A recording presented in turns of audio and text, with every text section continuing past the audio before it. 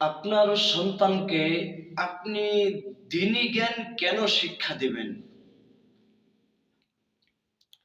আপনার সন্তানের ভিতরে যদি আল্লাহ তাআলার জন্য দ্বীনি জ্ঞান থাকে,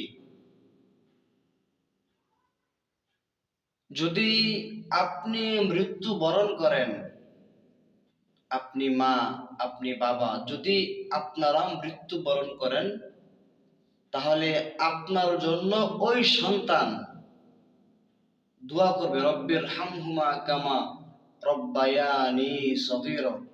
অন্য কোন দোয়া করতে পারুক আর না পারুক,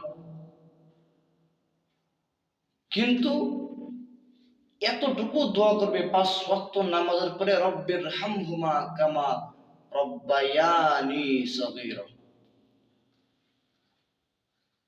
আর যদি আপনার সন্তানের ভিতরে দ্বীনি জ্ঞান না থাকে, তাহলে বছর চলে যাবে, মাস কি মাস চলে যাবে, দিনকে দিন চলে যাবে, তারপরেও আপনার সন্তান এক চুল পরিমাণ আপনার কথা তার জেহানে মনে রাখবে না। এই জন্যই আপনার সন্তানকে দ্বীনি জ্ঞান শিক্ষা দেওয়াটা ফরজ। বর্তমান দেখেন, আমাদের অনেক স্টাইলিং সন্তান, কি বলেন, স্টাইলিং সন্তান, স্টাইলিং।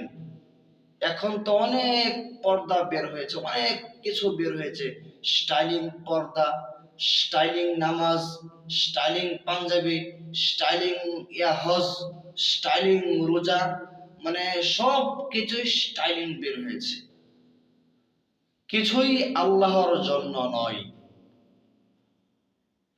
আমরা রোজা রাখি মানুষকে দেখানোর জন্য, আমরা নামাজ পড়ি রিয়া, মানুষকে দেখানোর জন্য, আমরা পাঞ্জাবি পায়জামা পরি মানুষকে দেখানোর জন্য। আমরা কিছুই আল্লাহর জন্য করতে পারি না, আমরা করিও না। টাকা দান করি সব আল্লাহর জন্য। সন্তানকে বড় ইঞ্জিনিয়ার বানাই মানুষকে দেখানোর জন্য, সন্তানকে বড় আলেম বানাই মানুষকে দেখানোর জন্য।